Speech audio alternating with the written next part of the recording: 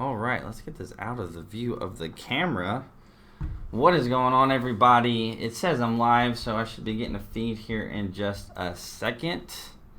I'm going to be trying to do a live stream for at least 20 to 30 minutes or so. I said I was going to do one every week, so now I'm going to try and do one every week. And next week, I'm going to be gone for a week. So if I'm going to do one, I'm doing it now. What is up? Carson from North Carolina. Honey Bunny, 2K What?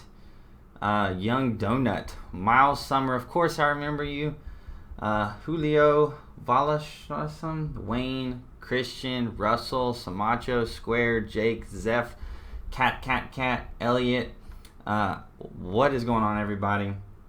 We're just going to kind of jump right into this, and let me read some stuff. Do you know any important info on Fort Sill? Damien, yes. In a sense, I do know important info because I've never really heard anything good about Fort Sill. It's not the greatest weather, and from what I understand, there's not that much stuff going on around it. And real quick, the internet can totally see you now. It says I got yellow, like quality or whatever. So how's the quality going on? Is the audio okay? Is the video okay? Gosh, there's a lot of comments coming in. What is going on? My fave YouTuber, or Army YouTuber. I was about to say favorite YouTuber. If that's me for y'all, y'all are crazy. What's up, Elliot? My boy. What determines what base you go to for boot camp? So if you are a few specific different MOSs, like infantry, you're going to Fort Benning. And then a few specific other MOSs, you might go to Fort Sill, maybe if you're trying to do some kind of field artillery MOS or ordnance or anything like that. The audio and video are fine. Okay, thank you, Jeremy Reese. But yeah, so like a few MOSs, kind of, you're more likely to go to some bases. But then really, it's random. I'm not sure exactly how the whole picking a class process starts. The recruiters probably don't even know that. It just whatever shows up. But essentially, you have to have a basic training date line up with an AIT date. So let's say you wanted to go be a certain soldier with a certain MOS, and for that MOS you have different AIT dates, and then let's say you could go to two different basic training places. Well, whichever base lines up the best, you're going to go to that one. There's no reason Matt Ward isn't everyone's favorite YouTuber unless you're a liberal or an Iranian or a Russian. Carson from North Carolina, that's funny. But I'm sure there's plenty of reasons why. Oh, man, it is good to do a live stream. But yeah, so I'm doing a quick one. Now that there's actually more people in here now, I'm going to be leaving for like a vacation next week. We're really starting tomorrow.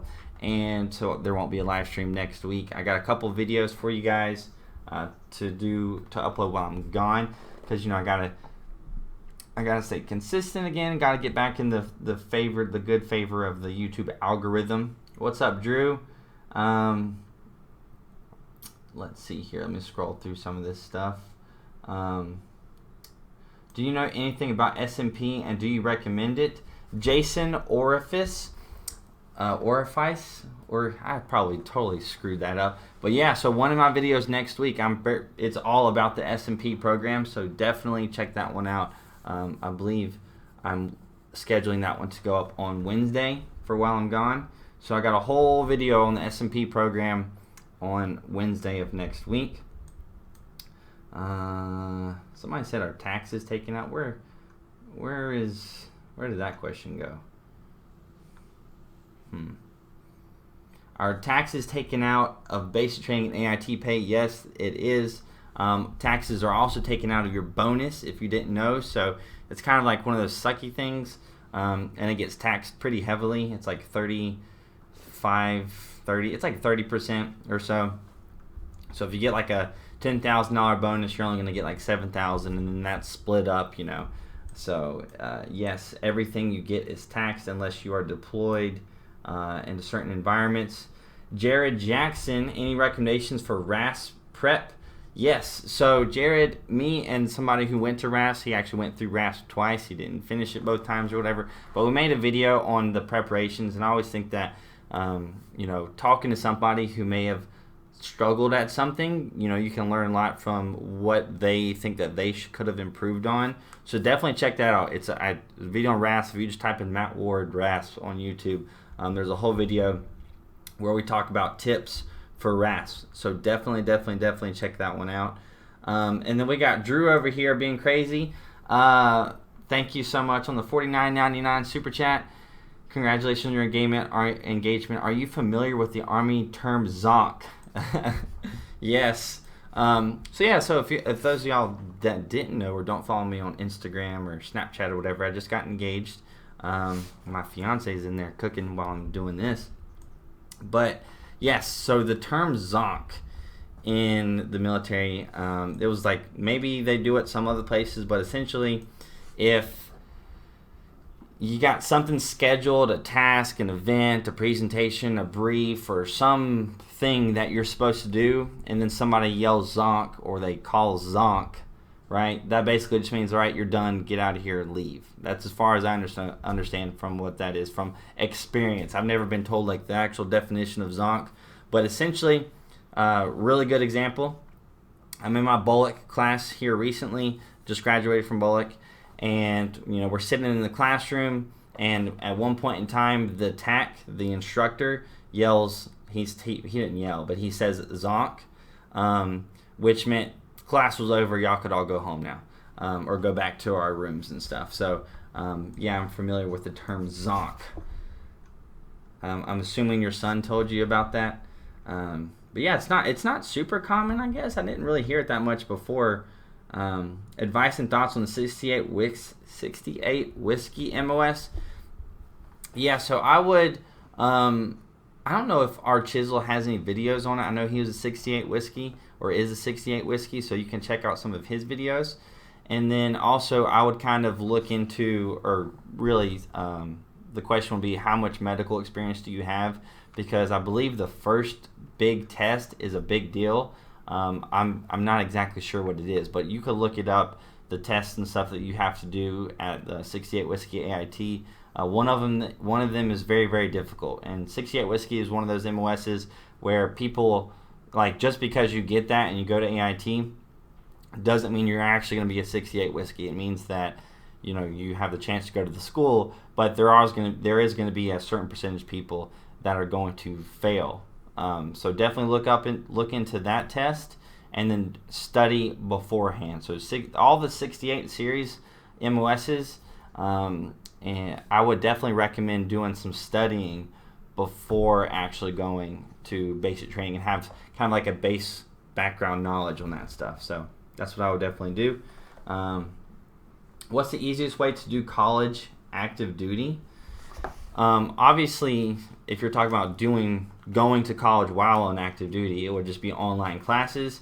And then I would recommend starting out slow, especially if you haven't been to college before, because some people think that college is just like high school and it's super easy and you can kind of wait to the last minute for stuff all the time. Like some things in college you can kind of just wait to the last minute to write a paper if the instructor is not all that strict and whatnot. But ultimately, it's way harder than high school, especially depending on your major. So I would just recommend starting out with 1, maybe 2 classes at most for your semester. See how that goes, and just kind of slowly roll yourself into it, because you don't want to enroll in like 4 or 5 classes. 5 classes will technically be like a full load, well, full 4 classes, I guess. 12 credit hours, but to graduate in 4 years, you have to do 15 credit hours a semester. But you don't want to do that while active duty and then just flunk 2 or 3 of your classes, or even all of your classes, because they just all overwhelm you. So that would be my recommendation. And yeah, you should be able to use your GI Bill and all that, and also go to a good online college, not just one that seems good or whatever. Like a lot of online colleges do not translate to a normal university. So if you spend a couple years getting a couple semesters of online school done, then you get out of the Army and then you want to go to a university, and then, oh, well, darn, half of your credits don't transfer over, so definitely look into that. They told me, aka it's Trey, they told me I need to lose 35 pounds of muscle to join. Should I still join? I mean, you got to be really buff, I guess. Especially for them to tell you got to lose 35 pounds of muscle. I mean, that's pretty crazy. Usually, I mean, I don't know what kind of shape you're in, but if it were me, I would assume, like, if you're looking at somebody and they didn't have any fat to lose, and you're just like, hey, you just need to lose 30 pounds of muscle, then more than likely, if it's only muscle, you should be able to pass tape. There's no reason why I see that you shouldn't be able to pass tape, which would mean that you could still technically join at that point. So I'm not sure if it's really just 35 pounds of muscle, or maybe you just say you have a lot of muscle, but it's really more fat than you actually think. But at the same time, even whenever you are really cut and stuff, like, you can still lose a lot of more muscle than you, or more fat than you think. And Hiram Bifdum with the 1613 super chat. Don't be a fool like me, and don't force yourself to run in boots with replacement or orthotics. So running in boots, yeah. So that's something that maybe you should just do every now and again, just to break in your boots and get used to running with your boots, especially if you're going to do something in the Army where you're going to have to be rucking a lot and running while rucking. But yeah, I mean, I wouldn't recommend, like, for you guys that are about to leave for basic training, I wouldn't recommend just going out and buying a pair of boots and then just running in them all the time. Really just focus on running, and maybe every now and again, once a week or every 2 weeks or whatever, however you want to do it, like, do a little ruck march. I don't suggest doing like what some people do, and they put like 40 pounds in like a normal backpack. Backpacks weren't made for that kind of weight. It doesn't support your back the same way that a rucksack does. So either just go for a hike with a 10-pound backpack or something small, not crazy at all. I would recommend doing that.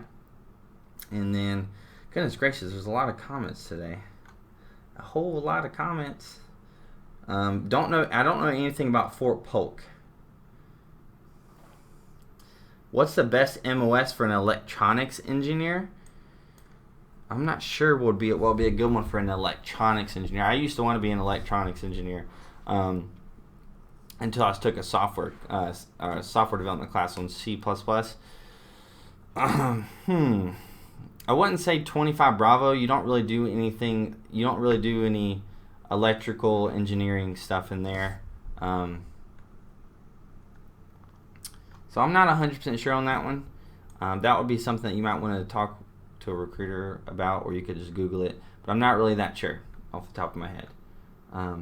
Is 25 Uniform the best 25 Series MOS?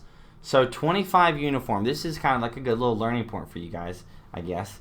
I think 25 Bravo is the best 25 Series, or 25 Alpha, because I'm a 25 Alpha now, which is a signal officer. 25 Bravo is an information technology specialist, which is more catered towards computers, right?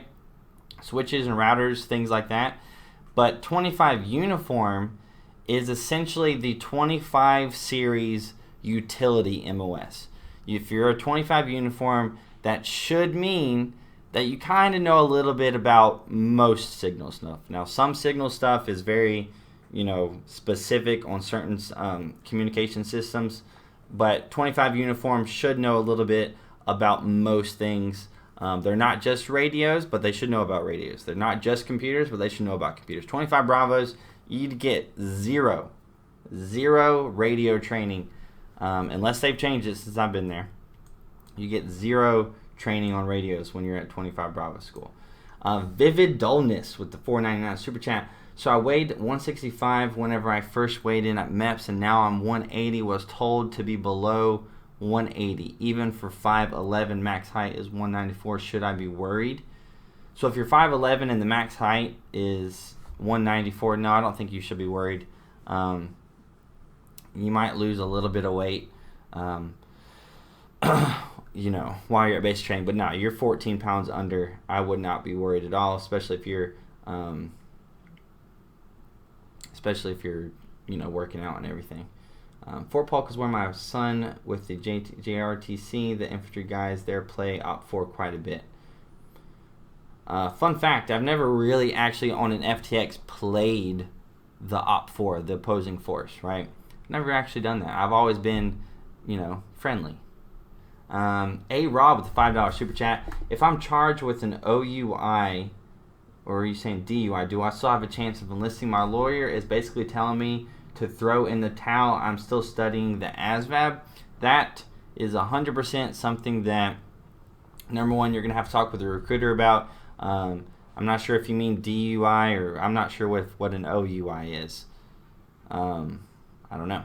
But basically, like, if you have anything where you've been arrested or have any kind of misdemeanor or anything like that, if you've got a felony, I mean, you're not going to join. But any kind of like misdemeanor thing, you know, that is something where you just go through the process. If the recruiter just straight up tells you no, you can't join, or hey, we'll try to see if we can get you a waiver, that's what you should do. I don't want to give you yes or no things on that, because some people, you know, like this, will ask you some questions about medical questions and questions about getting in trouble with the law and everything. And those are questions that you should just sit down, talk to a recruiter, call a recruiter. If you guys didn't know, you should call a recruiter before you go and talk to them, so you can like set up a time to go and talk to them, so that you're sure that they are available whenever you get there. But whenever you do call a recruiting office, and you tell them you're interested in joining, they're gonna basically do like a little pre-screen and just ask you a few simple questions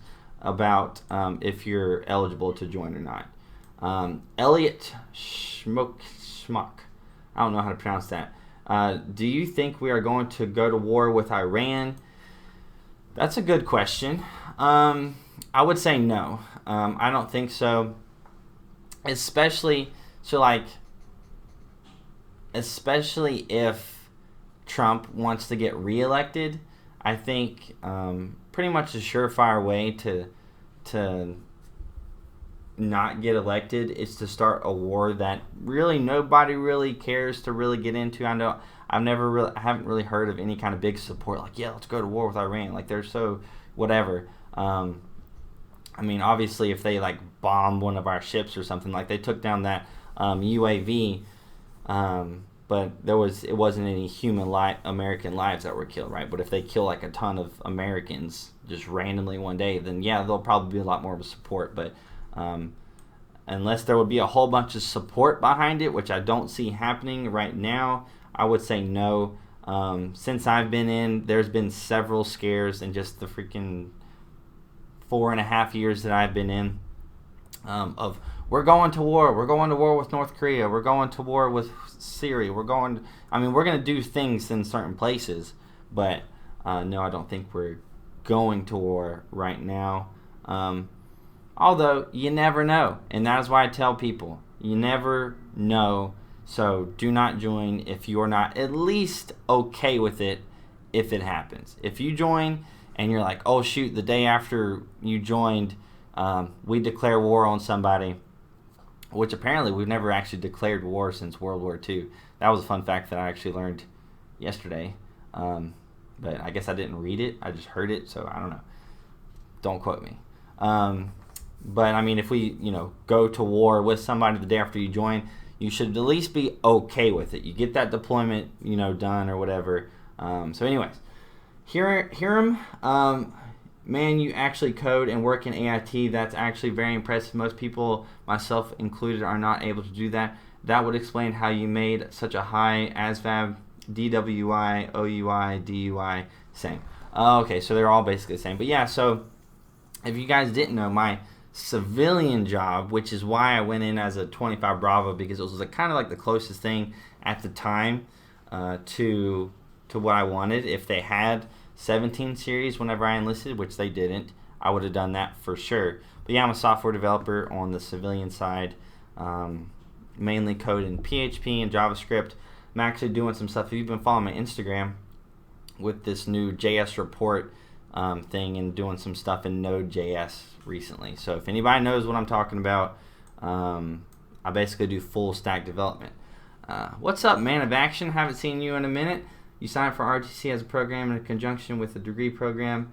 Not sure what he was asking, but if any of you guys are curious about ROTC stuff, obviously I talk a lot about basic training and AIT and initial enlistment stuff, but I do have some videos on ROTC, and I do have some videos on like becoming an officer. And then I got a video coming next week about the SMP program. Basically everything you need to know. It's not super complicated, but if you want to go SMP, you should watch that video. Midwest. Do U.S. soldiers ever get suspicious that they are doing the work of Israel? Nope, I've never even heard of that being a concern until you said that. So I would say no. But I guess some people might think about that. I mean, I'm sure some people in the military think about everything. Jose Andrade. I'm going to MIPS next month. Any tips to pass? I am 31 and I'm trying to join as an 11 Bravo. You inspire me. Thank you, Jose. You inspire me as well. Going to MIPS next month. Any tips to pass? Yeah, so for anybody who's gone to MIPS that knows, the biggest tip is, number one, they're going to try to get you to like contradict yourself and perjure yourself or whatever. They're going to try and get you to contradict yourself. So the biggest thing is just keep your story straight. Don't get nervous when they talk about telling you you're going to go to jail for lying. You shouldn't lie on your paperwork and stuff, but whatever you have on your paperwork with your recruiters, you should have on your paperwork when you go to MEPS. So that's the big thing, is have the paperwork be the same and don't contradict yourself. And then also don't talk about anything whatsoever about any prior injuries that are not on your paperwork. If you broke your arm and it's on your paperwork and the person asks you how you did it, fine, tell them how you did it. If, I don't know, you sprained your wrist 3 months ago and it's not on your paperwork, don't tell them that you sprained your wrist 3 months ago. Although maybe I shouldn't say that, you shouldn't tell them that, but I mean, it's a sprained wrist. It's not that big of a deal. If anybody from the Army tries to get me in trouble for saying that, but it's just a sprain. It's not a broken bone. But yeah, so that's the big tips for passing MEPS. Long time no see. What's up? Give me $5. I didn't say that to you guys. I said that in response to his name or her name. I'm not sure. Hey Matt, someone asked about going to ROTC after basic and AIT. Oh, okay. But yeah, again, I got videos on ROTC, how to enroll. It's really simple. A lot of people. I talk about that in the SMP video that I have next week. SMP is a cadet thing. It's a thing that you're going to do if you're going to be an officer. But Army recruiters will get people to enlist and tell you about the SMP program and how you can get paid E5 pay and all that stuff. And they'll tell you that. And that's, for I would say some or most recruiters, they don't know too much more about the SMP program after that. They just know that you go to drill and you're going to, whatever, get paid E5 pay. But it's something that you will talk to the ROTC program about. Everybody patrols depending on your unit's mission.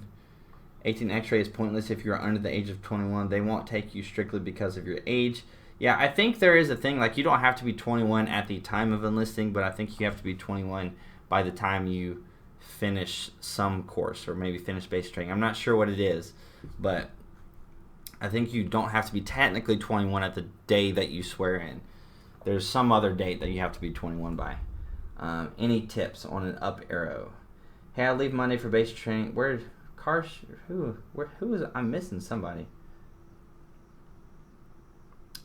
Anybody leaving July 30th for Fort Benning?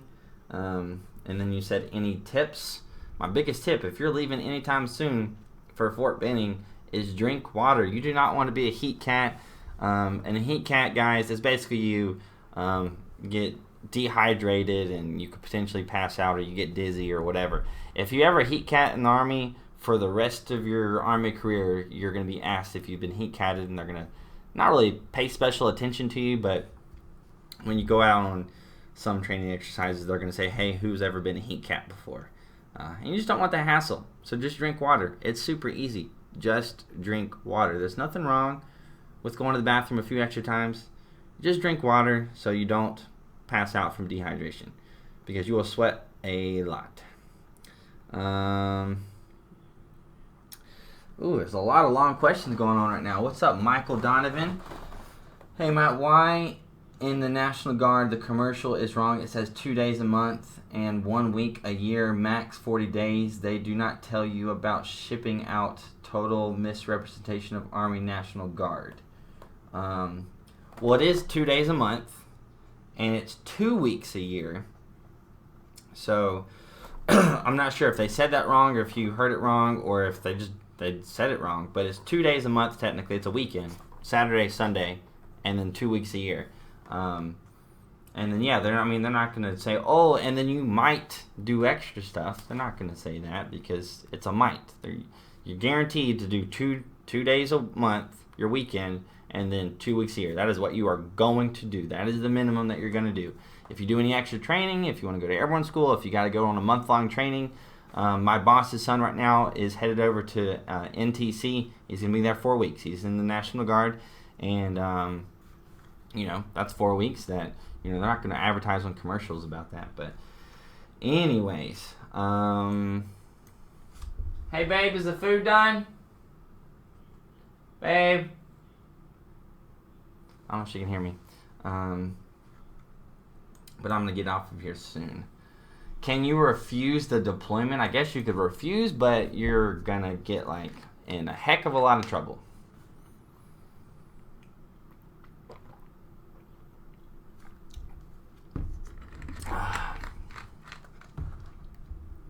Oh yeah, the PCS video, Ann. It's been a long time. I'm sorry. Yeah? Okay. My food's done, so I'm going to have to go in here in just a second. Yo, brother, congrats on your imminent nuptials. Thank you. You get BAH and National Guard Reserves on active stuff like basic and NT as long as it's not over 20 weeks. I think it's 21 weeks, maybe. Then it's like a PCS move or something like that. But yeah, so in case you guys are curious, this is going to be one of the last things I'll leave off with you guys here, is in the reserves and the National Guard, you're not going to get any money for housing or anything unless you're on orders, right? So if you're on orders to go for training for a month, then you can get BAH for that month, and you don't have to worry about paying your rent or whatever for that month.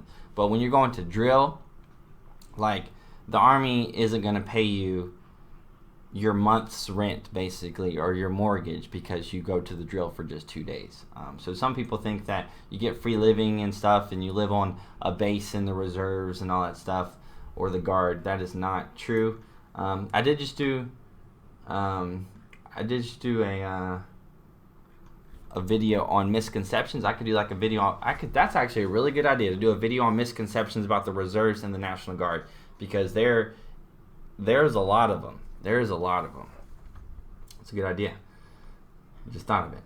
Hey Matt, from what I can see here, you are a very big inspiration for a lot of people across the U.S., including myself from Colorado, Arizona. How long do you think you'll be making great videos? Thank you so much. That was a lot of praise in that one comment. I really do appreciate it. But I think I'll be making videos pretty much for forever. It's this whole YouTube thing just started out as me sharing a little bit about my life and experiences, and just did a few things, and all of a sudden, boom, this Army YouTube thing happened. And then I do vlogs and stuff, which really have little to nothing to do about the Army. They're just me sharing my life.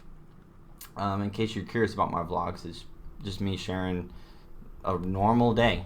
They're all just day in the lives, basically.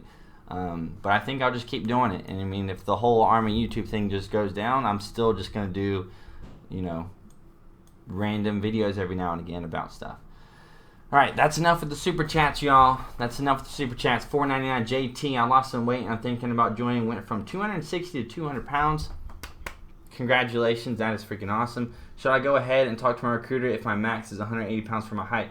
Yes, I think that's a good time. That's what I always tell people, is you had 80 pounds to lose. You can go to your recruiter now and be like, hey, I've lost these 60 pounds. I've only got 20 more to go. You can get the paperwork started. Like, you can get it started, right? So yes, I would definitely recommend doing that. But anyways, my food is ready. Thank you all so freaking much for coming out to the live stream. I'm going to be gone for a week next week, so there won't be a live stream next week. There might be one on not this Monday, but the next Monday or Tuesday, depending. But I'm going to be gone. Still going to upload some videos. Check those out. That's it for me. You guys are freaking amazing. As always, it is so good to be back on live streams. His food is frozen. It is not frozen. I love you guys.